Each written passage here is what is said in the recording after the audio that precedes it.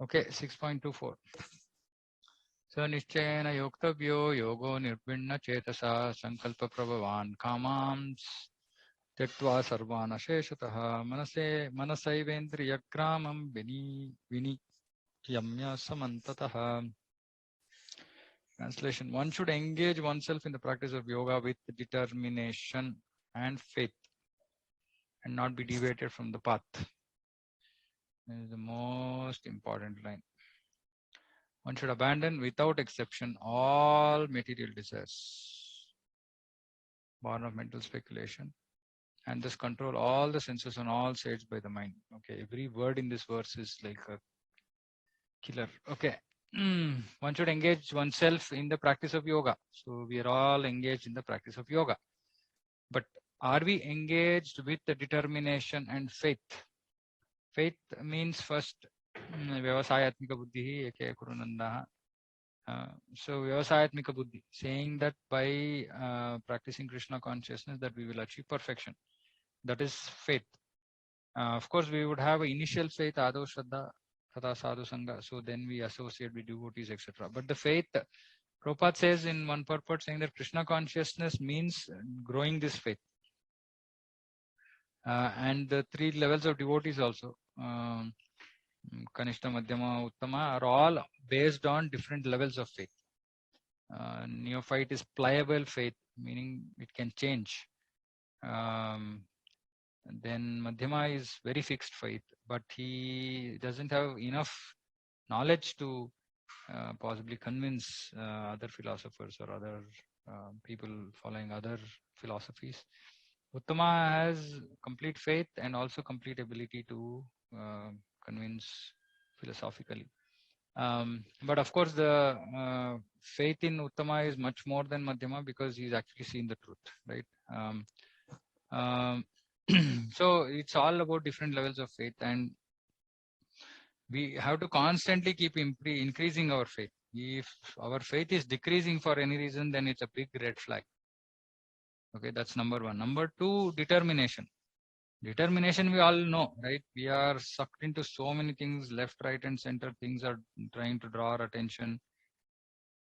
If we are not determined, then, and of course, we'll have so many problems also parallelly, body, mind, and other living entities and natural phenomena, etc., etc.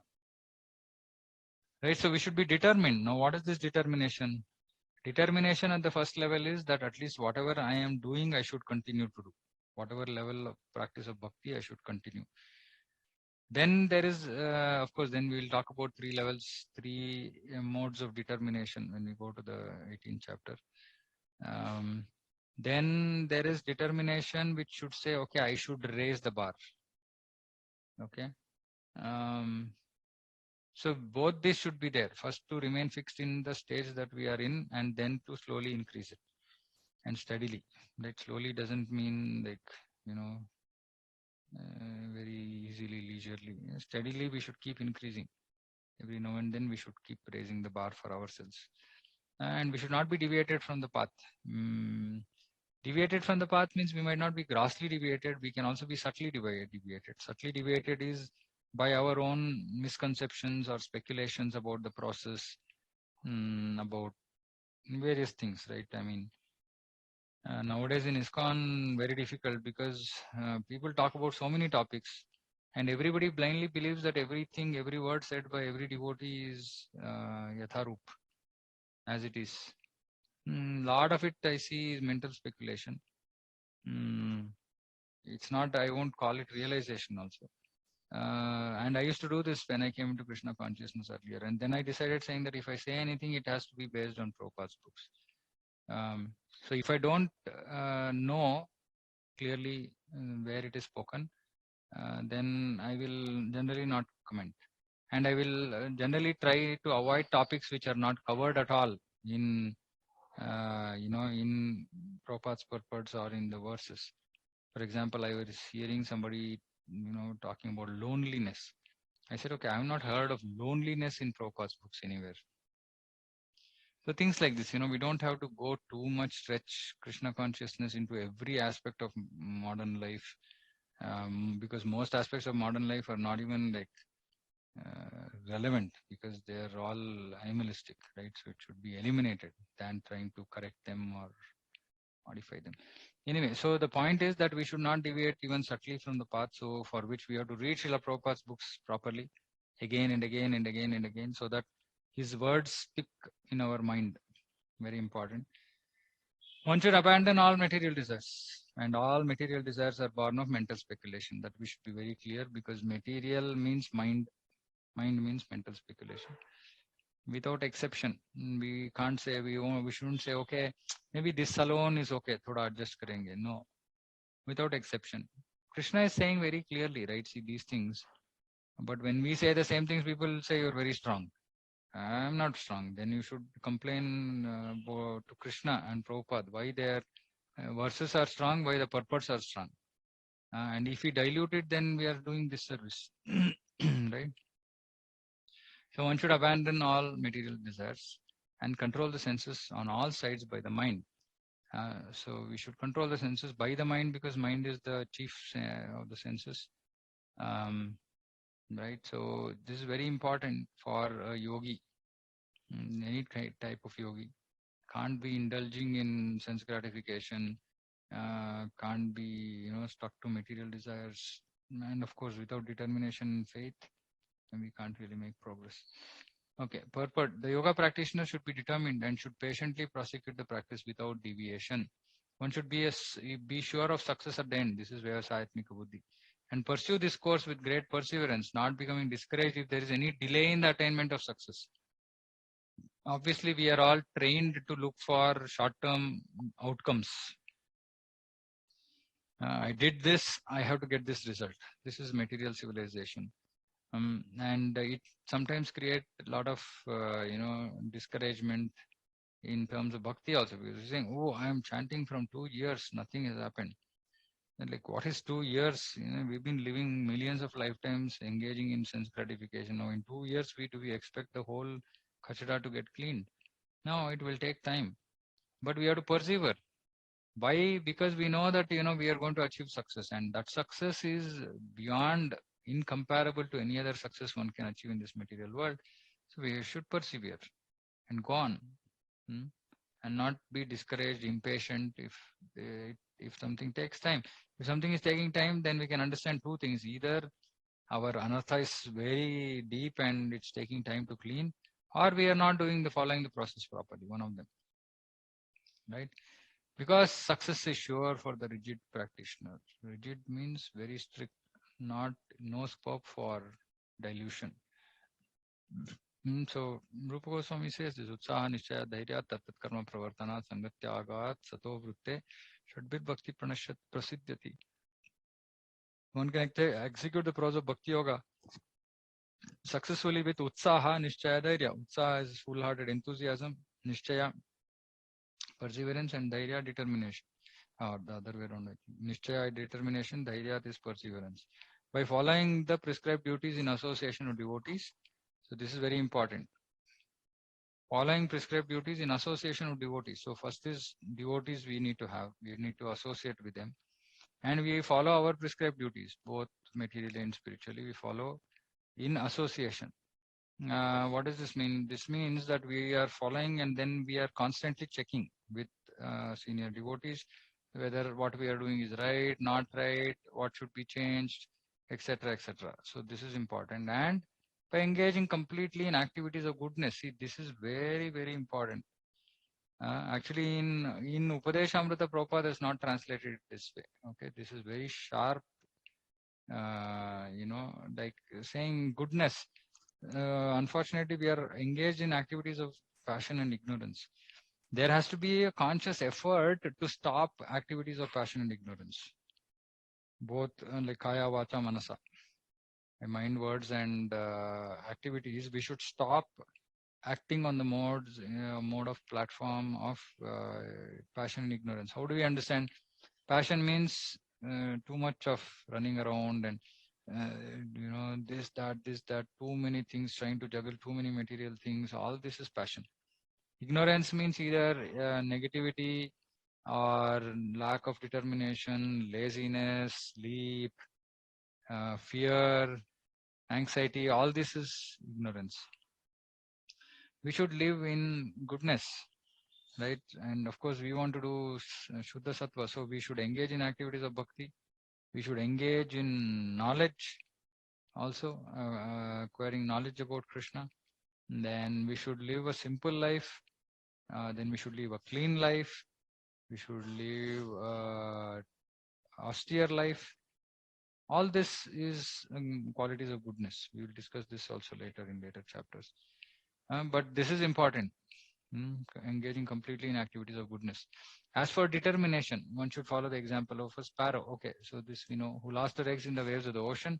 Sparrow laid her eggs on the shore of the ocean, but the big ocean carried away the eggs on its waves. The sparrow became very upset and asked the ocean to return her eggs. The ocean did not even consider her appeal. So the sparrow decided to dry up the ocean. Small sparrow talking about drying up an ocean. So she began to pick up the water in her small beak, and everyone laughed at her for her impossible determination. The news of her activity spread, and at last Garuda, the gigantic bird carrier of Lord Vishnu, heard it. He became compassionate toward his small sister bird, and so he came to see the sparrow. Garuda was very pleased by the determination of the small sparrow, right? And he promised to help. Thus Garuda at once asked the ocean to return her eggs, lest he himself take up the work of the sparrow. The ocean was frightened at this and returned the eggs. Thus the sparrow became happy by the grace of Garuda. So two things we can learn here. One is there is determination, right? There's determination here, even if it looked like impossible. And there is mercy by a devotee, right? So both of these are important. Association of devotee and being determined.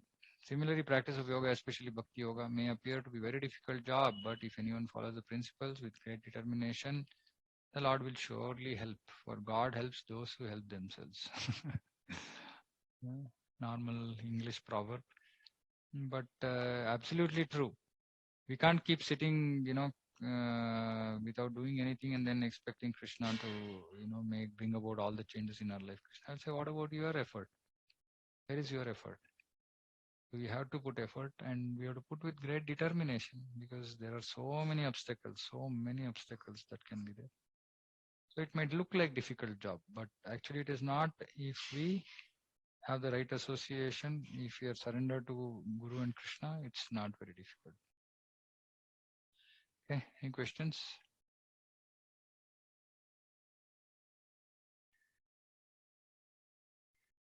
Okay. Shanai Shanairuparame Buddhya Dhritigrihitaya Atma Samstam Manakritva Na Kinchit Apicintayet. Gradually, step by step, one should become situated in trance by means of intelligence, sustained by full conviction. Intelligence sustained by full conviction. Thus, the mind should be fixed on the self alone and should not think of anything else. So, this is very important. Gradually, step by step, one should become situated in trance. So, the practical aspect for us is that we should start thinking of nothing else. More and more, we should only keep thinking about Krishna consciousness. By proper conviction and intelligence, one should gradually cease sense activities. See, this is called pratyahara. The mind being controlled by conviction, meditation and cessation from the senses. Meditation by conviction, meditation and cessation from the senses should be situated in trance or samadhi. At that time, there is no longer any danger of becoming engaged in material conception of life. In other words, although one is involved with matter, as long as the material body exists, one should not think about sense gratification. One should think of no pleasure aside from the pleasure of the Supreme Self. This state is easily attained by directly practicing Krishna consciousness. So otherwise, today our mind is more and more becoming engaged in material things. And as we progress on the main material path, we also grow materially in terms of our jobs, work, responsibilities. Like for example, somebody is not married, they'll get married. Then those married, then they will have children. Then somebody is a manager, then he becomes senior manager, etc., etc. So from all sides, the responsibility only keeps increasing. So naturally, we will be engaged more and more thinking about material things. But here it is saying if you want to make progress, we should think about material things less and less. Actually, it is saying nothing, but it has to be a gradual process, and it should only keep reducing, not increasing. Right? So, which is why bhakti and material life are always at loggerheads. So, we have to just do all our material duties with just view of, just as a matter of duty, not getting attached to anything except activities of Krishna consciousness. For example, if families are devotees, then everything is an activity of Krishna consciousness.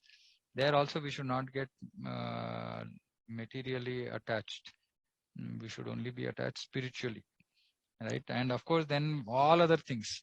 And we should also train ourselves to junk useless material thoughts. Most of our thoughts are useless. Either they are about some future planning, future concern, future anxiety. Most of them are not about today and now, here and now. It's all about tomorrow mostly, or lamenting about the past. That is why na sochati na kankshati. Don't lament, don't desire. Be in the present, engage in Krishna consciousness. If we can follow that, we will achieve perfection, no doubt. Right? So we should gradually cease sense activities. So if we cannot do immediately, if our responsibilities only seem to be growing bigger and bigger, like I said before, please put a timeline to get out of material activities, which is vanaprastha, and work towards it. If you think that in the short term you will not be able to reduce material activities, then at least have a timeline cut off. Till then, you will be engaged in like bare minimum devotional service, like minimum 16 rounds, half an hour reading, once in a while associating with devotees, preaching if possible, etc. And then increase it significantly subsequently, right? By the time you come to that stage. But can't go on with just, material engagement all our life. One should not think about sense gratification. Even one is engaged with matter. Engage with matter as long as material body exists, but one should not think about sense gratification. One should think of the no pleasure aside from the pleasure of the Supreme Self. So we should build a relationship with Krishna. That is the key here, actually. Everywhere, all of these things, we should develop a desire to develop a relationship with Krishna. At least we should have, at least the Bhogeshwarya Prasaktanam Taya Parata Chetasam Vyavasaya. What is that? Bhoktaram Yagna Tapasam Sarvaloka Maheshwaram. Surudam, at least we should have Surudam Sarvabhutanam, like friendly. Krishna is my friend. And I am a servant friend. Like I am a friend, but I am a servant. So at least that relationship we should be, because this friend is just, like Dasya, but we can also slightly move and say, okay, he's my well-wisher, so he's my friend. That way, anyway, I mean, you can also be in Dasya also, and develop some kind of at least thought process to serve Krishna. Okay, I'm his servant, so I will do. I want to do it nicely. It should be his pleasure, not my pleasure, right? And at least start developing some of these thoughts to think about Krishna as a person and serving him in whatever. I mean, this can be a premature mood, but it will still help us to, become attached to Krishna. It's not that this is our Swarupa Siddhi. If you think about Krishna as Dasya, it's not that that is our Swarupa. Or if you think about him as Sakhya, it's not like that is our Swarupa. That Swarupa will be revealed over a period of time. But the idea is that somehow we have to get attached to Krishna initially and then engage nicely in his service. And then slowly as we become more and more purified, our real constitutional position will get revealed. Okay, any questions?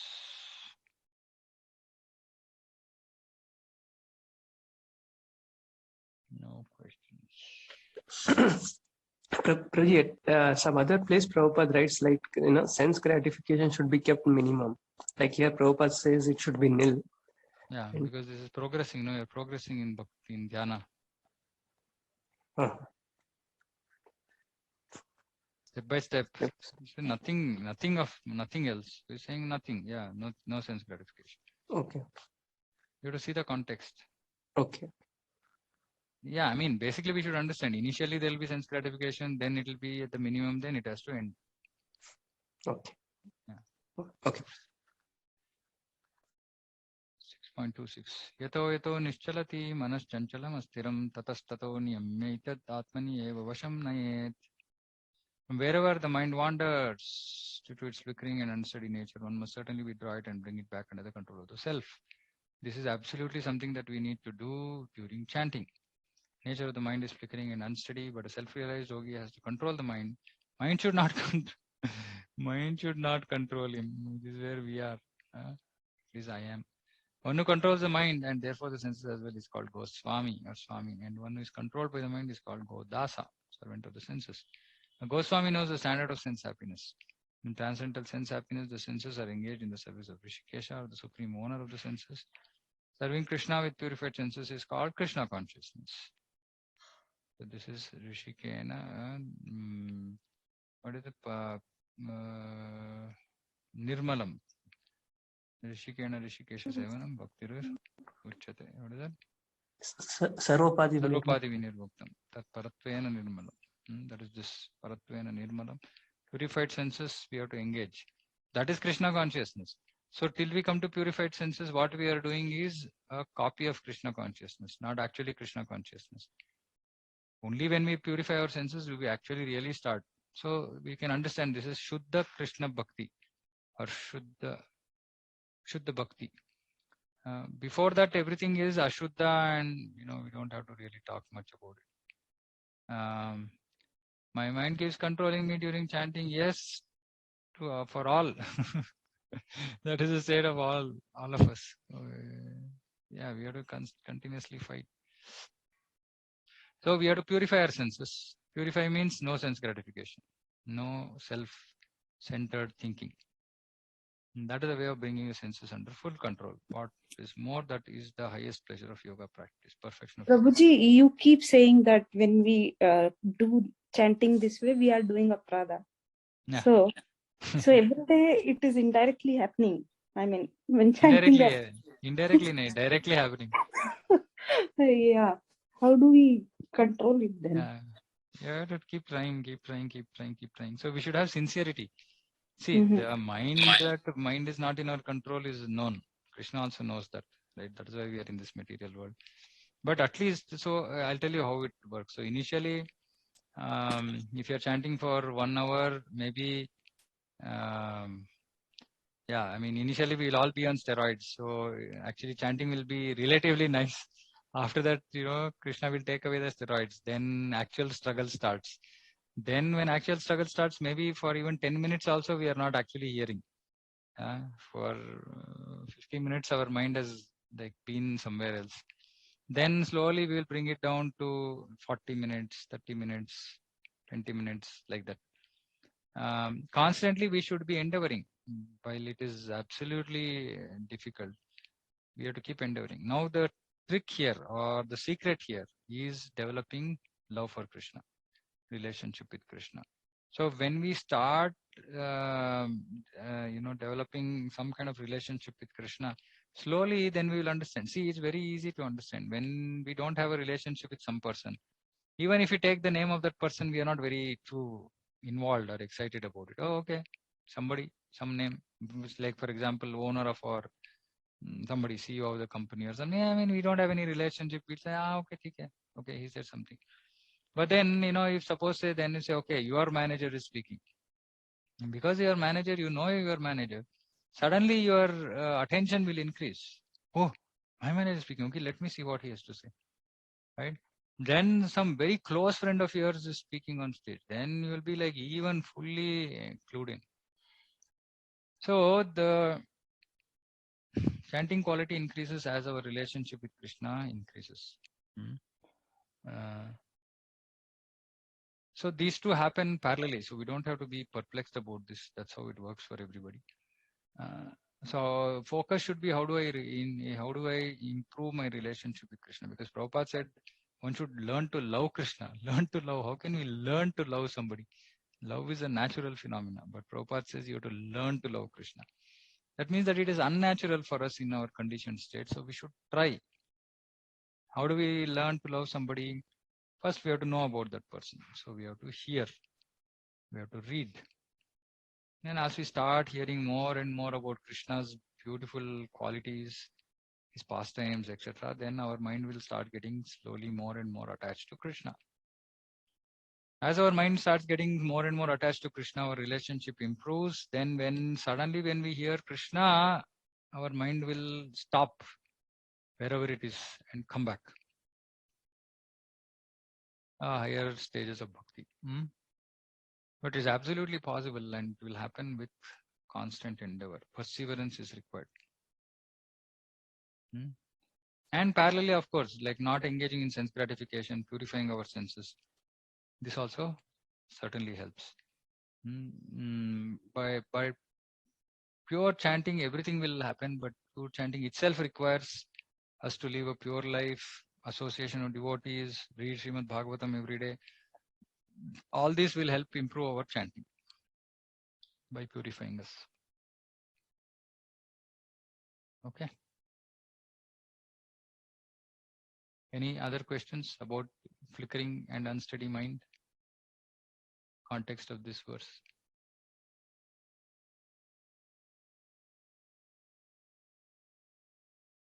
Okay. Prashantamana samhyenam yoginam sukam uttamam upaiti shanta rajasam brahma bhutam akalmasham.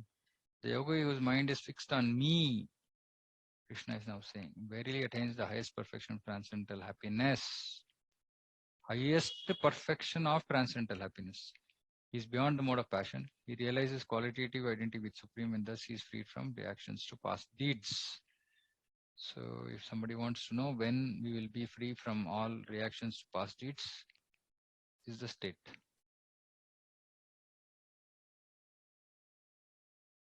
When we are beyond mode of passion, when we become, this is Brahma Bhuta, basically qualitative identity with Supreme. Brahma Bhuta stage, all our reactions to past deeds are destroyed. And when we come to the Brahma Bhuta stage, we become fixed on Krishna and we enjoy superlative happiness. Yeah, Prabhupada is explaining. Brahmabhuta is a state of being free from material contamination situated in the transcendental service of the Lord. Brahmabhuta prasannatma na swachati na kankshati samasarveshu bhuteshu mad bhaktim labate param. This is the mad bhaktim labate param. Oh, Prabhupada is saying here, mad bhaktim labate param. One cannot remain in the quality of Brahman, the absolute, until one's mind is fixed on the lotus feet of the Lord. Savaimana Krishna Padara Vindayo. So to be always engaged in transcendental loving service of the Lord, how to remain in Krishna consciousness, is to be factually liberated from the mode of passion and all material contamination. All material contamination also means ignorance and also goodness also. We have to be free from goodness, passion and ignorance and only be situated in transcendence, meaning in bhakti.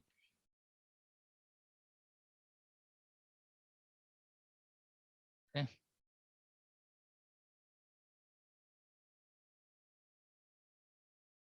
Small verses. Okay, we'll finish.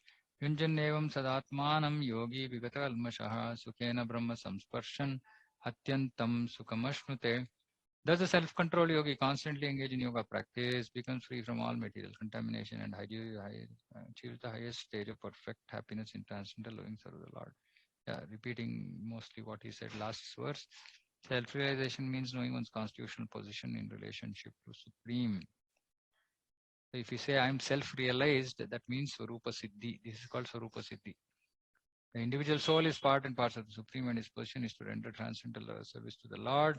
This transcendental contact with Supreme is called Brahma Samsparsha. Brahma Samsparsham. Okay.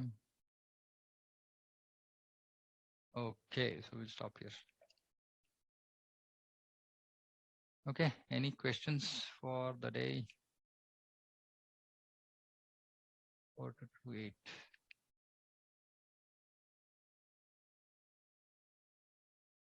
No questions from anybody? In that previous verse, it was mentioned highest perfection of transcendental happiness. Yeah. So Brahmananda to Premananda. so we also hear that there is nothing, there is nothing called pinnacle in the, in transcendental service. Hey, who said? No, in the sense it's unlimited, right? Like it keeps. Yeah, but there is also there is already also higher. No, in the higher there is no end. When we reach the highest platform, then there is no end. But there is highest. Okay. There is no end in the highest. Okay. Yeah. Okay. Okay. Nobody Yes, has any questions, then we'll meet on Sunday, 10 to 11. So I think we will finish the summaries, and subsequently I intend to start Bhagavatam there if this Corona situation continues. Otherwise, then we will see. And yeah, it will start there, and it will possibly continue into these sessions as we finish Bhagavad Gita in these reading sessions, and then we'll move to Bhagavatam. Okay. Bhagavatam will be very interesting, deep purports. Okay, if there's nobody else has any questions, then we can close for today. Mancha kalpatarubhyascha kripasindubhyascha patitanam pavanebhyo vaishnavebhyo namo namaha. This is why I was saying. So we finish a class and then there are no questions. Then I keep wondering, saying that, okay, did it serve the purpose? Was I too fast? Was I too slow? Or did I not completely explain something? All these kinds of doubts come. That is why I was thinking that we should. So anyway, so the point is that more and more you involve, you will get benefited, right? That's what I can say. Okay, thank you very much. Hare Krishna.